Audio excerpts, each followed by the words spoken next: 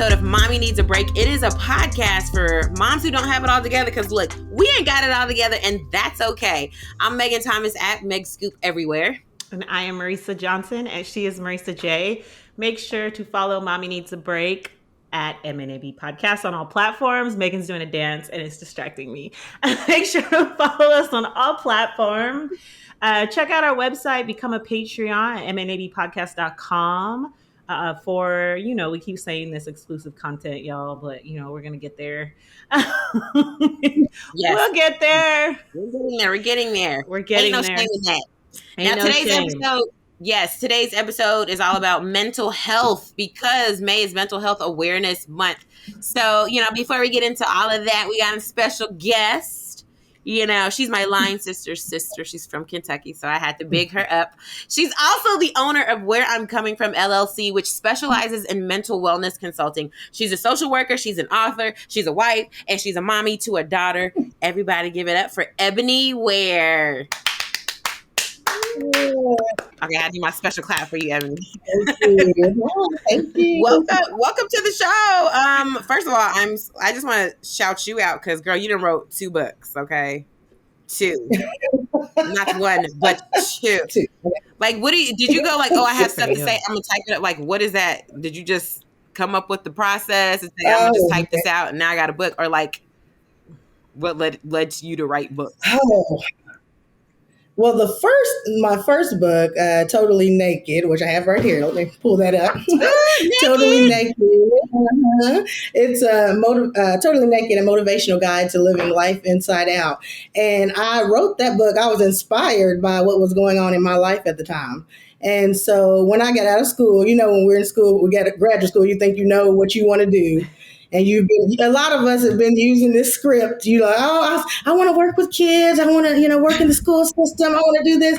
And it took my sister, your line sister, to tell me, Ebonie, you don't even like kids. I was like, I love kids. What you mean? Oh, that's right. She was right. I love kids, but I don't think that was my passion. You love kids, but you don't like kids. Like, I love them, but I didn't want to work with them like that. So, once I got my first job, I was in a director role. I was doing well, like financially, at home and everything, but something just wasn't right. I just didn't feel challenged. I was stressed out. I felt depressed, and there was a lot going on. And at that moment, it was at a moment in time when I said, I can either stay like this or I can find a solution to the problem. I can figure out what it is that's going to make me happy and, start working on that. So in that process, I wrote that's when I came up with Totally Naked, because I thought about stripping down. Totally Naked is the process of stripping down to your purest form while learning to see yourself the way God sees you. Ooh. And to me, that was like, let's take off these layers and all this faking and fronting and scripts and all this and think about really what it is that I really want to do. And so once I start doing that, I start working on this life mapping thing.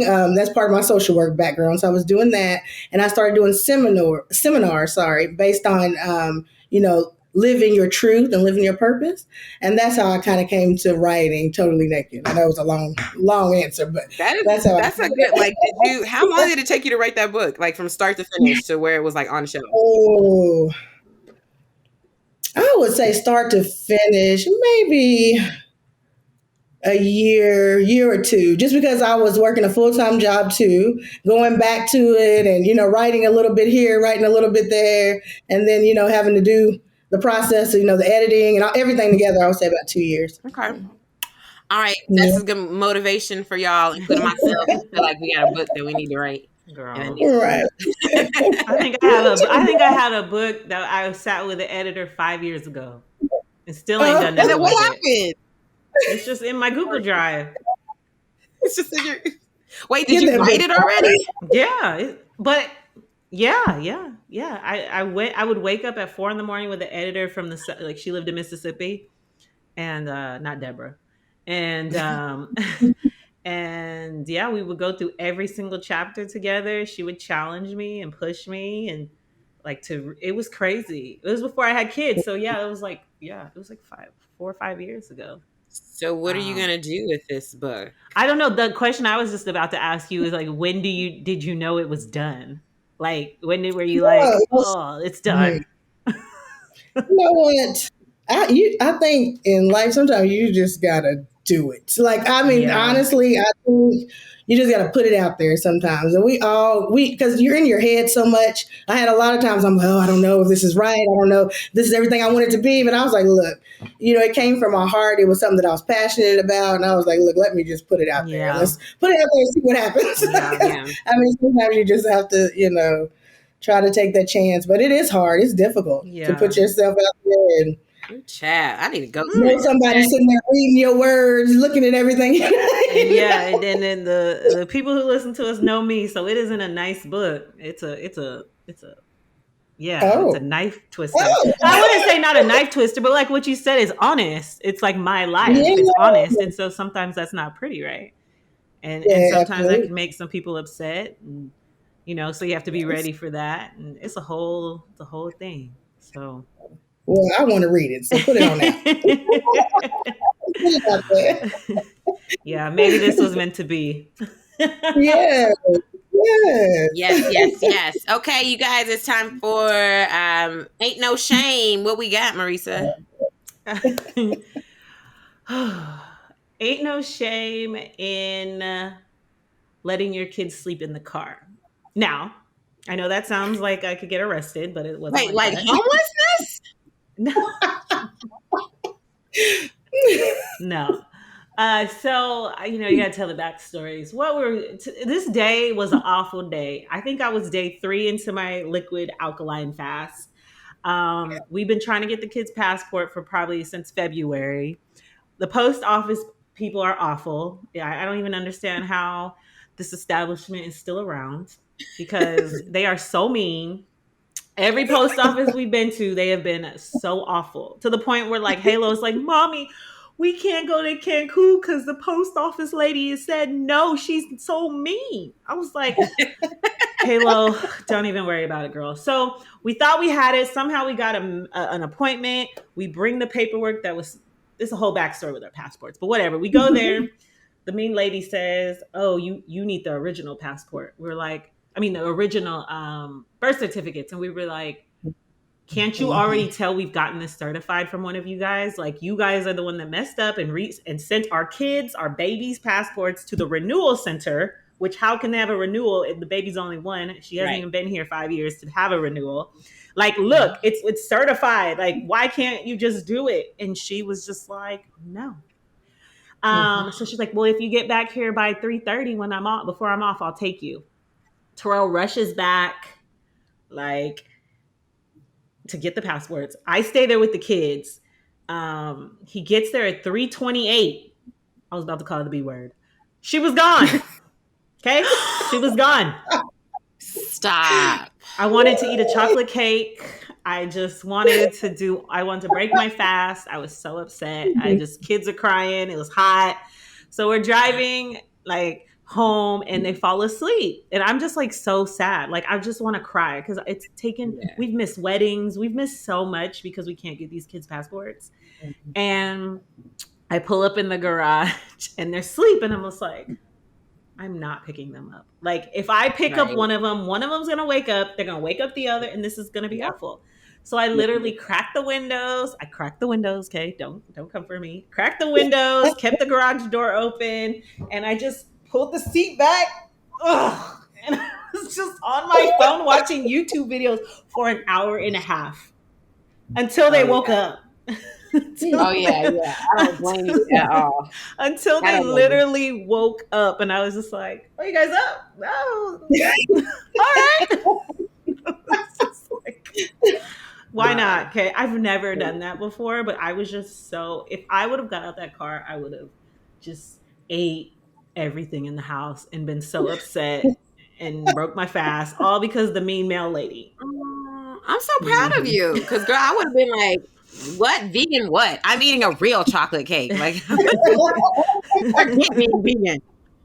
You did good. I'm proud of you. Thank you. It felt very awful, but and to go with the mental health, it's so mental. Like it's so mental, and I'm noticing that on this fast how mental, my mental and food, like the connection there is crazy. Yeah. But so ain't no shame in taking a break in your car with your kids sleep in the back, in the garage. Oh, oh, girl, I've been there. I'm like, and if anybody tried, don't say nothing, don't move him. I've literally gone shopping before and like pulled up to Target and Mav. I remember he was like maybe like 8 months, 9 months old. He had just fallen asleep, Ugh. and I was like, well, I guess I'm about to be here. It was sitting in that Target parking lot for an hour and a half. Yep. Hour and a half. I was like, Yeah. he needs a nap, okay? Because I'm not about to wake him Yes. up. He's gonna be in the store Because acting if a you miss fool. that minute, Right. Right. right. Ooh, ain't no shame. Ain't no shame. All right, y'all. Ebony, you have any shameful moments that you want to share about being a mom or just in life?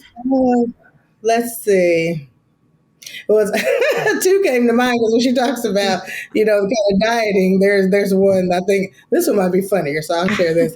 I was actually, I think I was doing like a 14-day something cleanse diet. I don't know what it was, something.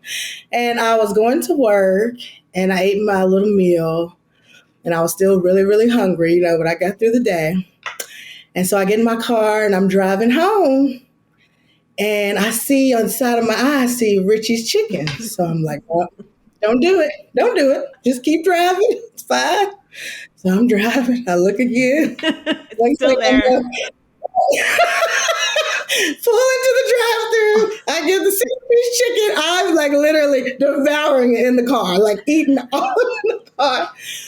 The next day I get to work, there was a chicken bone in my purse. Oh no.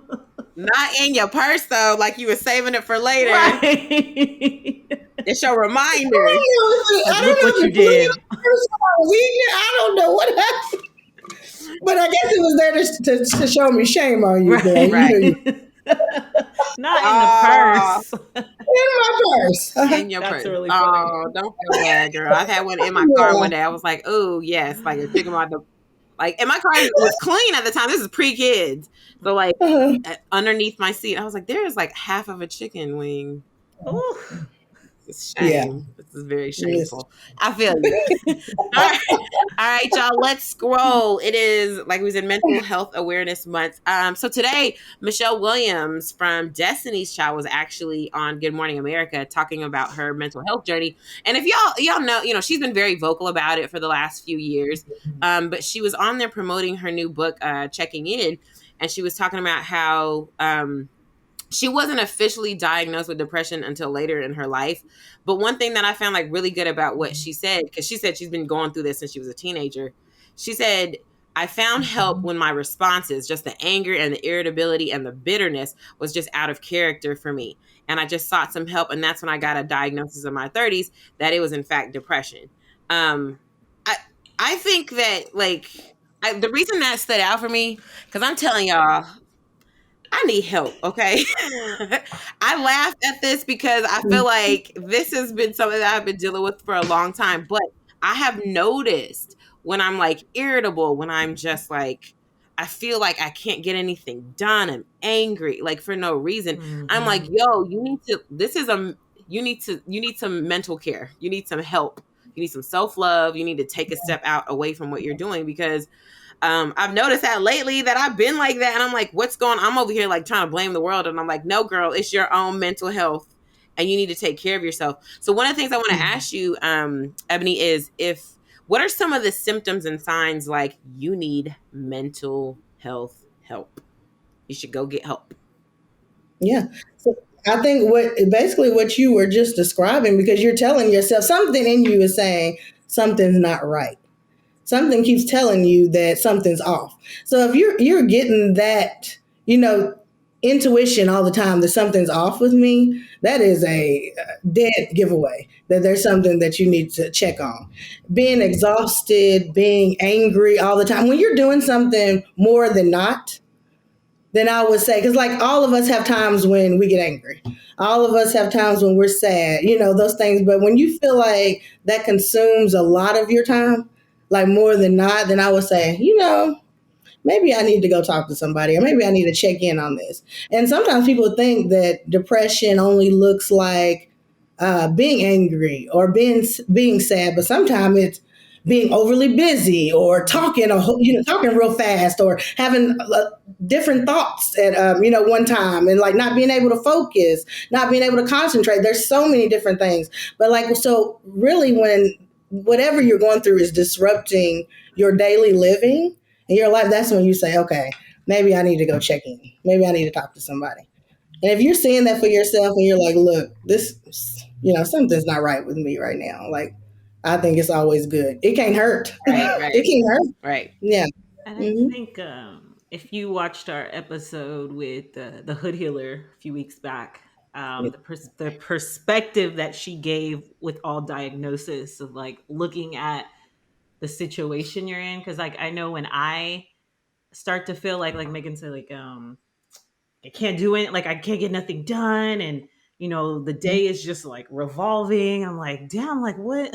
Sean, I'm worthless today. Those just weird feelings that you get. Like I have to look at like what's going on. Like, oh, I've been with the kids for 5 days straight. Oh, like my partner hasn't been helping me. He's been gone. Like, oh, well, he's busy, so I need to suck this up. No, wait a minute. Like you have to start asking yourself questions and like almost answering them back. Like Well, because you know seriously. what I mean? Because it's not Yeah, okay. Because I know when I get like that, I'm like, I gotta get some work done. But I have to like also get some work done and just have some quiet time. Like I need to go yeah, outside. I just don't need anyone pulling on me right now. Hmm. Like we have to be able to say that so that Absolutely. we yeah, can kind of how does it say, so we could change, like you said, something could keep happening over and over again, but we only have one life. So it's like, are we just Yep. going to stay in this? Are we just going to Yep. continue this revolving door? Like I can't live like this. Can't live like Yep. this. And it's funny because I feel like we get so you get used to the noise, Right. like everything around you, it keeps you distracted, right? Right. So you can talk about, I feel angry all the time, I feel tired all the time, I Right. feel this, I feel that. You're talking about it, but you're not saying, why am I feeling tired all the time? Why do I feel angry? Why am I this? So it keeps you in that, a lot of times you hear people, I don't know if you've been around people that complain a lot about things. They always talk about what's wrong in their life and everything. And it's like, instead of being solution driven and being like, this is wrong, let me figure out how do I fix this? Right. But it's Right. always, I don't have this, I don't have this, I don't have that, I'm this, I'm that. And it's like, well, if you spending all your time and all your energy yeah, on that, yep, Yeah. when you can do that, how can I get to the next step? Oh How yeah. do so I think exactly what you're saying. It's something that you just have to examine and re-examine yourself. yeah. I think that's like the greatest gift that we can give to ourselves, Yeah. really. Yeah. Like No, look at things. that's really good because I would say like I have been just a lot going on with like the move, and I really sat down and thought about my life. I was like, yo, I do a lot, and I have to learn boundaries. I don't have a lot of boundaries, and it's taken me 37 years to go, or 30. I started before I had my birthday, so 36 years to go. Okay, Megan, there's a lot of places in your life where you just accept instead of go, no, that's my Yeah. boundary. And so I think I'm learning to set those, and it is helping. It is helping. Like last night, I'll Mhm. give you an example. So, I've just been busy working my full-time job, 2 side businesses, moving a household, taking care of a sick child, doing all these things, right? And last night, my fiance is knocked out. He's snoring to the high heavens. Mav comes in our room. I know, right? So annoying. Mav comes in our room. He's like fussy and he's just like, no. He like kicked me in my stomach because he was in the bed. I was just so annoyed with everything. I got this one talking about rub my back. And then his dad over there snoring. I was like, you know what? I just rubbed him a little more and made sure he was asleep. I got up out that room and I got up out of my bed, went to Mav's room and like laid down. And I was like, peace and quiet. Yes. Yeah. You I felt good. just need peace. I don't want to hear no snoring. I don't want to Yeah. hear I don't want to feel no kicks or being pushed to the edge of I don't want none of that. I just want peace. Yeah. And I Yep. laid down on that floor in my baby's room and was knocked out. And then my fiance calls me at like 6, 7, and he was like, where are you? I was like, I am upstairs in Maverick's room. Okay. And he was like, why? I was like, because it is peaceful in here. There's no See? snoring. There's no whining. There's no kicking. There's nothing. And then, just sitting there, I was like, I sat there and I was like, you know what? I'm going to start implementing self-care days because I feel like I just was like Yep. so frustrated. And that's not a really frustrating situation, right? I mean, it can be, but if you think about it, it's like, okay, I love my man, he snores. I love my baby, he gets on my nerves because he wants to be clingy right now. Okay, those are not big issues, right? So for me to be annoyed as I was, it was like, okay, Megan, what are you missing? And I realized I don't do a lot of stuff for me. Meaning, I used to go get my nails done like every 2 weeks. Nope, don't do that. Girl. I used to get my hair done at least once a month. Don't do that. I used to do weekly, like pre-man, pre-baby. I used to do weekly, like Megan self-care days. I would do a deep condition of my hair. I would do a mask, exfoliation, all this stuff. Like literally took about 3 or 4 hours. And I never do that. And I was just like, this is why I need some underwear. I ain't been to the freaking mall to give me some panties. Okay. This is my lack of self-care. So I was like, yo, going forward, this is non-negotiable. Fridays are my days. I'm not answering to nobody. I'm gonna drop my child off at school and then it's my day. I'm not booking no meetings.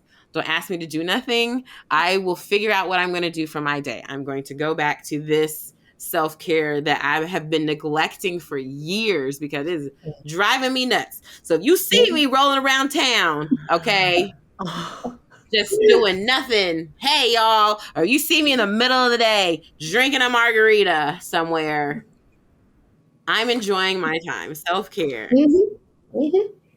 And I feel like that was the realest thing Megan has said in our 60 episodes that we have had. Okay. I just let her go. I was like, wait, I'm about to say something. Oh no, I'm just gonna let her just keep going, girl. Just let it out. Thank you. Just Thank you. Let it out. But I will say the sleeping thing is not a little thing. Let me not use that word.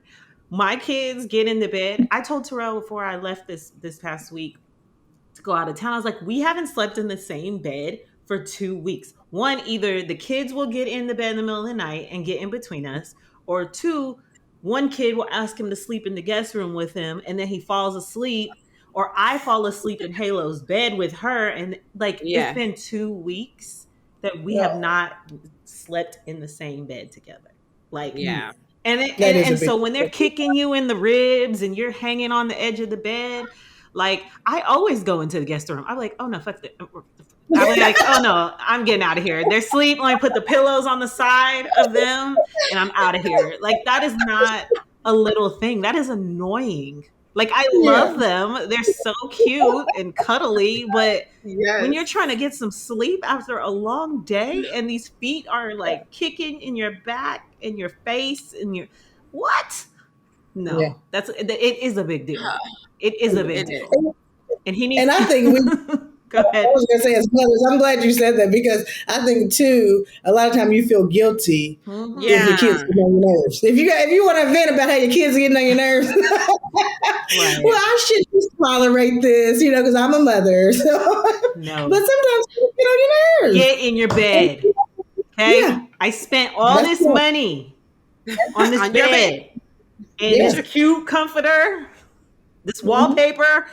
You need to go sleep in your bed. Okay. Because you know what, like this is partially me not having boundaries and also like me going, okay, he's not going to be this little forever. So I could tolerate a few kicks. True. But I'm telling y'all, but it's been a whole like 2 weeks. So at this point, I have been tolerating this for a long time. But you work really hard and you don't sleep well. Like you already don't sleep well. So to have another human being kicking you in your back when you already don't sleep well, we talked about this. You have to get some sleep to have a good day. Like, you're right. When you start your day, like, oh my God, this kid was just, what?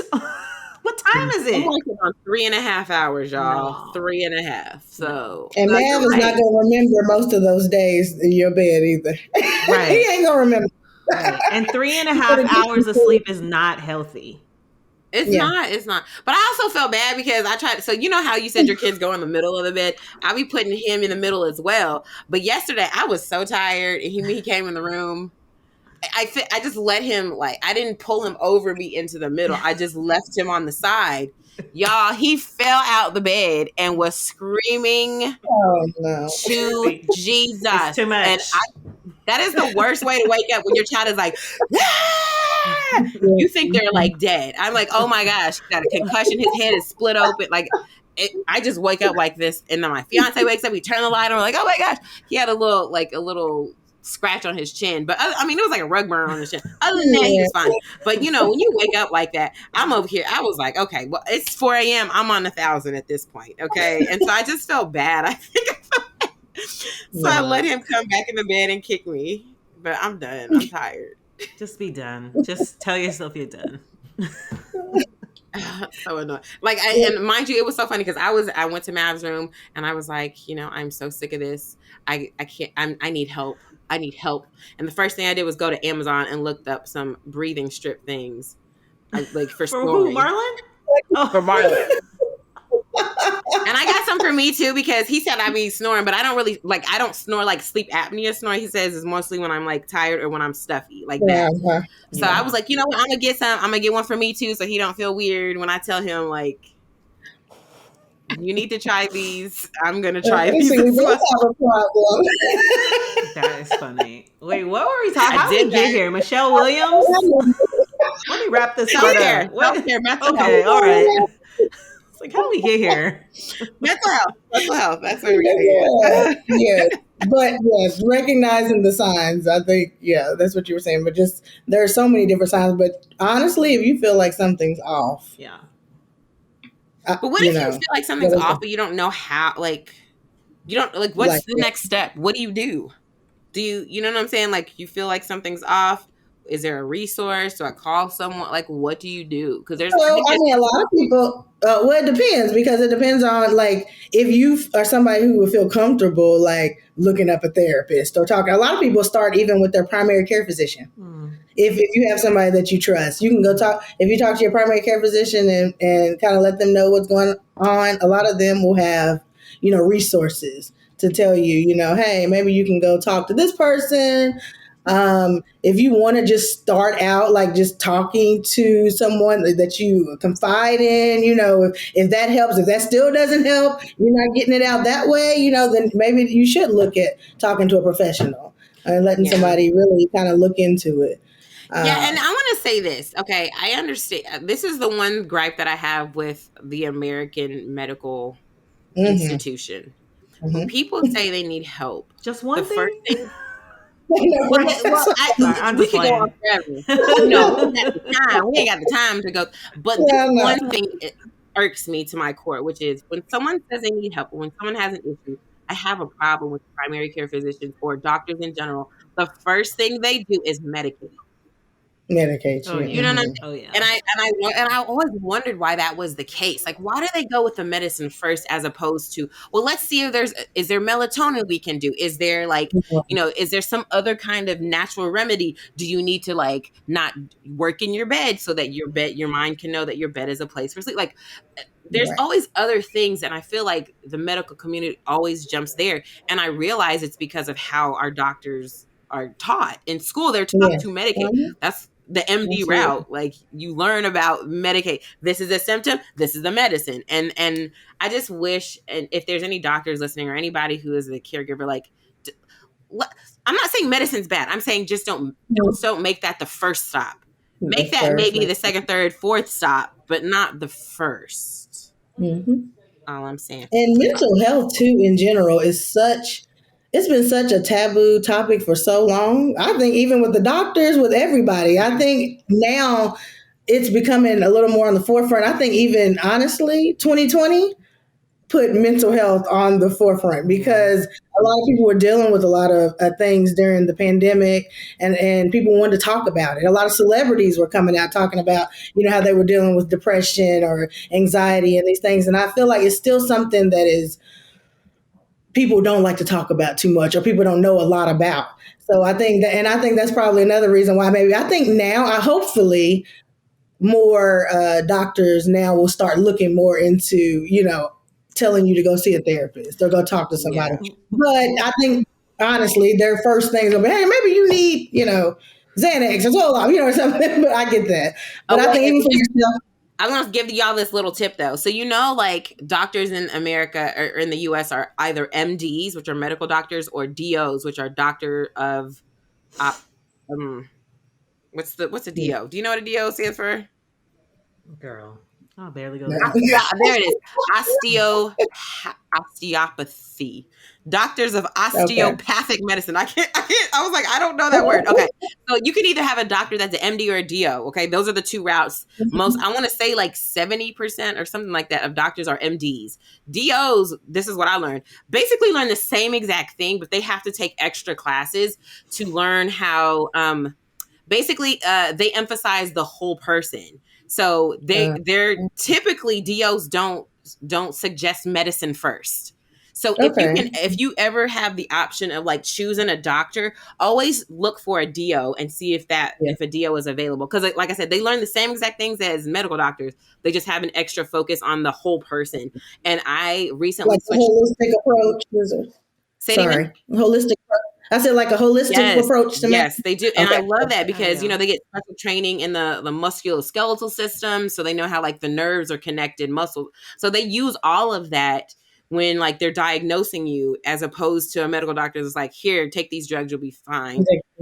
They'll, and I was like, and I read that somewhere, but then I was like, let me go see if that's true. So I got a new, primary care physician. She's a white lady. At first, and then when I first met her, I was like, look, you seem like everyone likes you. I've read your reviews. However, I also know that the medical institution is not for Black people.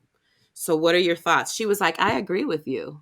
And that's why I was like, okay. And she was like, that's why I do my part to make sure, like, that we close the disparity in health issues between races. But she's a DO, and I will tell y'all the big, huge difference that I've seen, because I was like, I want to see if it's true. I told her, I was like, I can't see this. She did not once recommend any medicine at all. She was like, well, let's go through your sleeping patterns. Let's do all this. And I was like, this is different. I've never had a primary care physician do that. So I just want to put that out there in case anybody's looking for a different type of doctor. Well, that's I was going to say, I think that's a better approach than just subscribing medicine. But since we do know that a lot of times the first option is to subscribe medicine, I know when I was did I say subscribe? Yeah, oh God, sorry, I'm on YouTube. Subscribe to Mommy prescribe medicine. I don't go to the doctor. What was I going to say? Oh yeah, even with the, when you have postpartum and stuff, that's the first thing they want to do. They want to give you medicine. They want to do all this stuff. So I want to know, like, how much of mental health, especially when something is wrong and something is off, like how much of it is a self accountability of your environment, and how much of it can we really put on the doctor? Like what does that fine line look like? Because if we're saying like, we don't feel like this and we can't do this and we can't do that, like what part of that is accountability? To change, to like looking at yourself and like, okay, I need to change. Like, I do know that people need to talk to people, it is good to talk things out and get things out and have a sounding board and suggestions, but how much is really self accountability in all of this with mental health? That's funny, because I think that depends on the individual, because I think there are some people that just refuse to change. Let's just put it out there. There may be some people that know they have things going on, but they just refuse to look at it. But I think there's a difference between when you go seek out help or seek out a therapist, is when you say, I know I need to change, but I don't know how. Right. So I need the tools to kind of help me navigate that. Because I think the thing about a therapist, instead of looking at it as medicine, but if you go talk to somebody and they're able to pull things out of you or make you think in a way that maybe you didn't think about your situation in a way that you didn't think about it before. And I think that's what helps, because it opens up those floodgates, and it's like, oh, well, wait a minute. Right. Well, maybe this is the reason why I'm doing this. Right. Or maybe, in that way. And then you can start taking accountability. But I think sometimes people don't know where to start. They don't know where, they just used to doing the same thing over and over again, and they really don't know how. So I think if you have the tools and then you still refuse to, seek, get help or change, then I think that's where the accountability part comes in. 'Cause if you just refuse to even get help or even look at yourself in, any other way. Yeah. But that's the only way that I could look at it. But sometimes people have to pull stuff out of you and really get you to start thinking about some things. Because I didn't gain all this weight because of me. Okay, I take accountability for that. But guess what? It's still here. Exactly. What I do now? What are we gonna do about it? I don't know. I'm gonna get a typo. I don't know. Yeah. But I agree. Yeah. It's like 5 segments ago. It's like 5 segments. That's so funny. So let me ask you this, because Ebonie, you being that this is something that is you're passionate about, why have you chosen mental health as your life's work? It's so fun. For me, and I know that you all have things that you all are passionate about. And for me, even before going to school, I had a passion for helping people solve problems. And it was something I was able to look back on later because people come to me and talk to me. I mean, people I don't even know will start talking to me, telling me stuff. And I just will try to help them, try to figure out what's going on with them. And it's something that I feel like to me is really a gift from God, to be honest. It's a gift from God. It's not really, it's a purpose. Yeah. There you go. So that hence totally naked, finding your purpose. So for me, it kind of hit me when I got out of school and I realized like, I'm in a place where I don't know what I want to do with my life. I don't know who I am. And like, I want to figure this out. I want to find out, what I want to do with my life. I don't want to be unhappy and talk about being unhappy all the time. And so it kind of just triggered that for me. And I wanted to give that to other people. And I think it all just went into that. So when I say mental health, sometimes it scares people when you say mental health, because it's like nobody wants to really talk about mental health. It's just such a technical thing to say. But I mean, just living your best life, living out your full potential, having the things that, you deserve to have. And for me, that is my purpose and mission, is trying to help people to see that.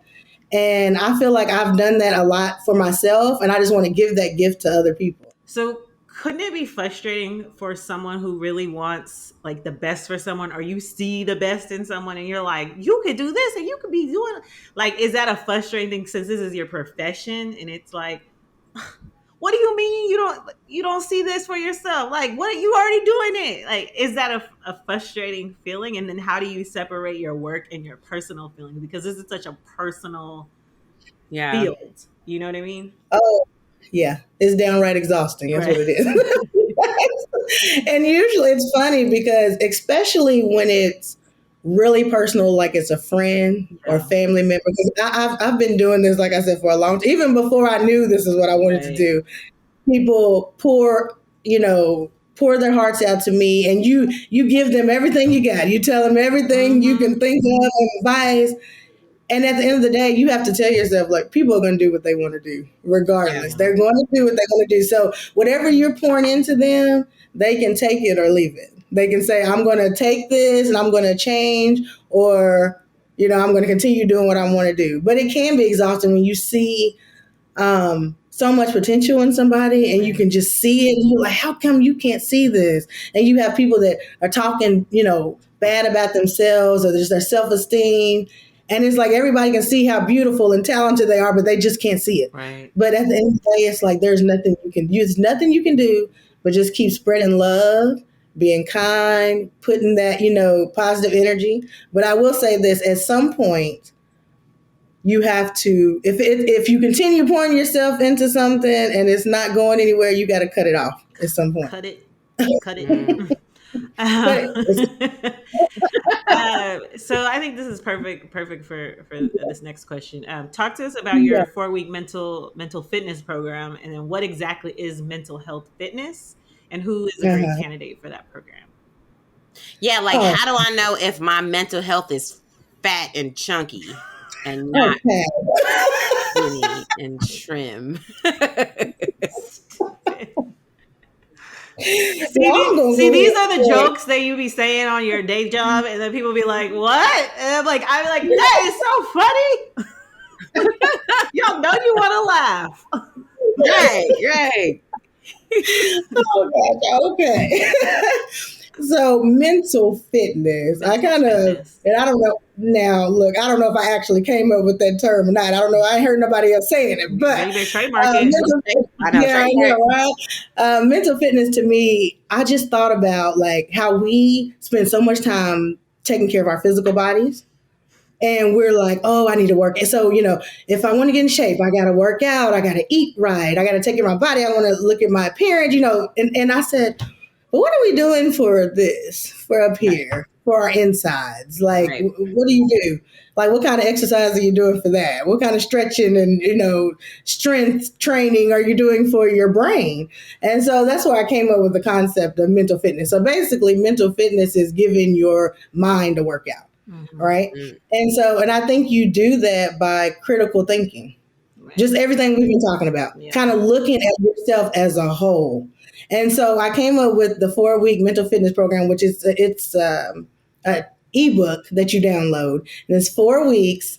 And basically it gives you certain activities to do each week that are supposed to help strengthen your mental fitness. Mm-hmm. So you said, how do you know if your mental fitness is chunky?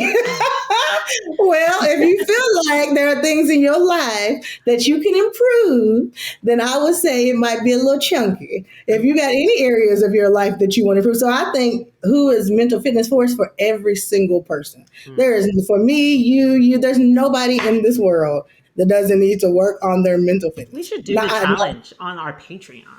Ooh, we should. Ooh. If Megan does it, then I'll do it. Oh, we're doing it then. We're doing it. And we're going to challenge everybody that's listening and watching. We're going to give where you can reach Ebonie at so that you can be a part of this. Actually, I want to do it. Yeah? Yeah. Well, I mean, I have done it because I tried it already and it is really good. Oh, okay. It is really good. But it is something that I need to do again in this part of my life. Yeah, and the thing is, you can use it over and over again. Yep. Right. Because things change all the time. Your situation changes. So I think it's good to do that. Yeah. And this would be something we can maybe do and then talk about like certain parts of it. If you guys want to do it we can talk about it on our Patreon. So we can just we'll bring you in a closed setting. So only patrons will know it and know about it, and we can let everybody know. So yeah, we could do something like that. Okay. All right. Okay, let's talk about it. So I have 2 daughters. I talked about them sleeping in the car. Halo and Aria, I love them. Yeah. And so you have a book called 4 Mothers, or is it 4 Mothers and Their Daughters? So what is that book about? Yeah. Curious. Oh my goodness. First of all, I have to show you. I love the cover of this book. Aww. It's my favorite picture of me and my baby girl, Eva. She'll be 9 in October. So this is the book there. And so I came up with this book because I thought about, especially with young girls, and a lot of times we don't really get to know ourselves. We're still learning, right? We're still learning ourselves. But like when you think about it, when you're younger, nobody really talks to you about who you are and what you like. And, and talking about those type of topics with you. And also, especially, I know in the Black community, a lot of our aunts and mothers and stuff a lot of them didn't pour into you as far as like words of encouragement or telling you. And I can't speak for everybody, but I know a lot of people have experienced that. But just not having people give you those positive words that you need to hear when you're growing up that build your confidence. Yeah. And, it makes you think about just think about if somebody worked on you a long time ago when you were a kid and started building who you were at this point right now. Like how much better things would be. So that's why I came. So what I did have, I actually had mothers. So there are love letters from mothers to their daughters. Oh, I love that. In this book. And there's a journal in here for kids to write. And I say kids, but it's also for the mothers too, for whoever. There are questions, critical thinking questions for you to write down things about yourself, who you are, what you want to be, your likes, your dislikes, all those things like in the book. So it's really, really special. And the letters and I think the letters will even if it's not your daughter, it still kind of pours into you anyway. So it's just kind of like a collective of love. Y'all want to hear a sad story? This just made me think about this. When I was in kindergarten, I think it was, or first grade. I think it was kindergarten. I don't know. So all the kids, we would go at lunchtime. You brought your lunch at that time. I don't think you had hot lunch yet. All the kids would open their lunch pail and they would have notes from their parents. Aww. And they would read it, very simple. And I'd just be like, I want a note from my mom. My parents, whatever. I just won't put it on my mom. Dads can write. So I used to write my own letters and put them in my damn lunch pail and read them with the rest of the kids at lunchtime. Love on yourself. Okay, good job. Oh my God, so sad. I'm laughing, but it's not funny. Oh my God, it was like, and I used to read them. I would see when they open. I'd be like, I'm done. I'm out of here. So Halo's lunch pail isn't like that yet. It's like really compact, so I can't really write nothing. But I'm always thinking about it in my head, like, oh, when she gets like a lunch bag, I'm gonna write her notes. Right, notes. Yeah. Look, you still remember that. I know.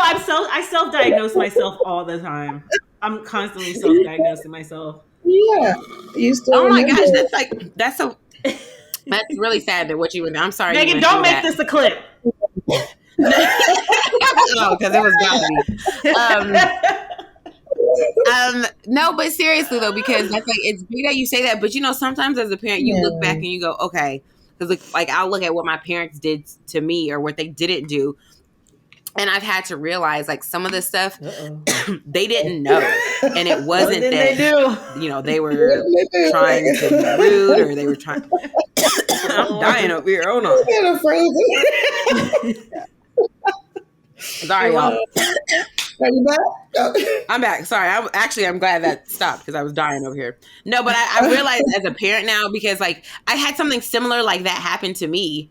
I don't think it was lunch pails, but I just remember everyone had their parent had written something for them, and it was for one of my elementary school classes. I was first or second grade, something, and my parents hadn't written anything, and it was just kind of and I'm pretty sure they knew because the teacher had to tell the parents.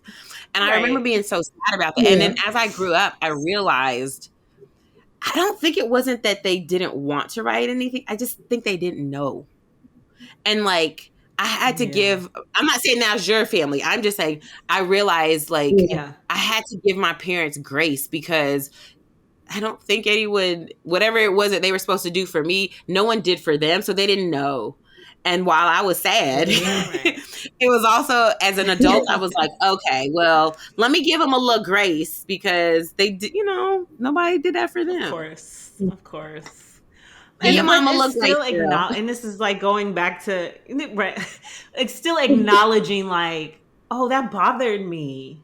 Exactly. And it's not blaming anyone else. And I think a lot of times my family has a problem with me because I say things, but I'm not saying in a way to blame anyone. I'm like, oh no, but it still made me sad. And I'm not harping over it. I just thought about it because I was triggered because what you just said about letters to your kids. I love that oh my God. I love that you brought that up, though. I'm glad you brought that up. That is really, I want to give you a hug. I'm going to give you a hug just randomly when I see you next time, okay? Okay. But those are the type of things that we sweep under the rug and you think they don't bother you. Right. And they're there. They're still there. Right. They're going to trigger somewhere down the line, something else triggers it. Right. And you're like, oh my God, I thought I didn't even care about that anymore. I didn't think about that anymore. Yeah. So, it is what it is. Well, thank you. We're about to get out of here, but I want to say this about you, Ebonie. You're such a sweet, wonderful spirit. You and your sister, okay? That's why I love you guys so much. What's next for you? What's next for your career, books, all that stuff? Oh my goodness! Look, now I'm going back to my own book and trying to figure out what's next. So it's funny because I feel like I'm just waiting on the opportunity. So here I am. I'm at working as a marketer.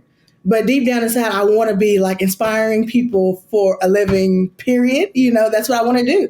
And so I'm trying to figure out what is that job going to be for me? What is that going to look like? Because I want to make that my everyday, like putting my heart and soul into that. So I want to do retreats, and I'm looking at actually possibly doing a mental wellness retreat with a friend who she actually has her own CBD farm. Ooh. In Tennessee. So that's her part of wellness. So we've been kind of thinking about that, but I'm just trying to figure out more ways to, spread this and spread the love and just and help people feel better about themselves. So wherever God places me, it's going to be a good thing. So you're a marketer. Are you marketing yourself? Ooh, let me see. Not enough. I mean, that just stood out to me because it's like, I mean, I'm in the same boat. I'm not judging. No, absolutely. Absolutely. Because we do it for other people. And so there's times where, and this is like a checklist I do every day. It's like the business, personal, myself, the podcast. Those are my 4 buckets every day. I'm like, okay, what do I need to cross off on each bucket? Because we do it for other people, Exactly. We do it for other people. And I took this job because I thought it's more flexible. Yeah. So I was like, okay, I have more time trying to pour into my business. But mental health, mental wellness, that's a hard sell. Yes. It's hard sell for people. So I'm just trying to figure out where I'm going to fit into Well, maybe we can do something together. I feel like, we've been wanting to do a lot of content. We talk about it all the time. And we want to expand our business. So maybe we can do something together. Maybe we can put a challenge together of some sort, Let's do, and we're definitely down when you guys have this retreat. Me and Marisa, we love CBD. Okay, we love CBD and we love a good getaway. Okay, but Megan, we want to do getaways too. So part of programming and things like that, of like a mental health sector of that. So we just need to. I'm here, girls. We need to dig our nails into the sand and do this stuff. Yes. All right, where can people read more about you or learn more about you, Ebonie? Okay, so I have a website. It's Wareimcomingfrom. So it's my last name, Wareimcomingfrom.com. And you also can find me on Instagram at Wareimcomingfrom and Facebook at Where I'm Coming From. And so I try to put up, tips on mental wellness, just inspirational quotes and different things just to help you to really think about who you are and what you want to be and what your purpose is to live that best life. So, yes. Ooh, thank you so much, you guys. Also, thank you everyone watching and listening. Wait, I'm already getting out of here. Like, what are you doing? I told you 3 hours of sleep will do this to you, y'all. I'm trying to get my life together. All right. This is our last segment. I'm fine. And now, this segment comes about because a lot of times people will ask us how we're doing. And we're like, I'm fine. But you're really not. So this is a word of inspiration. And it comes from none other than Ebonie Ware, from her daughter. From her book, Her Mothers and Their Daughters. The more you know about yourself, the more you will accomplish in this world. The more smiles you will possess, and the greater the life you will experience. Just let that sink in. That was beautiful. That was beautiful. Beautiful. That is beautiful word. The more you know about yourself. Thank you so much, Ebonie, for joining us. And thank you, everybody who's listening, who's watching, for taking your break with us. We hope you'll take a break with us again next week because we got some great guests coming up. I'm Megan Thomas at Meg Scoop everywhere. Ebonie, one more time, where can they find you? You can find me at Where I'm Coming From on Facebook and Instagram, whereimcomingfrom.com for my mental fitness program and also my books. Okay. And I'm Marisa Johnson. Follow me as she is. Make sure to follow Mommy Needs a Break at MNB Podcast on all platforms, and we will see you next week. Bye. Bye.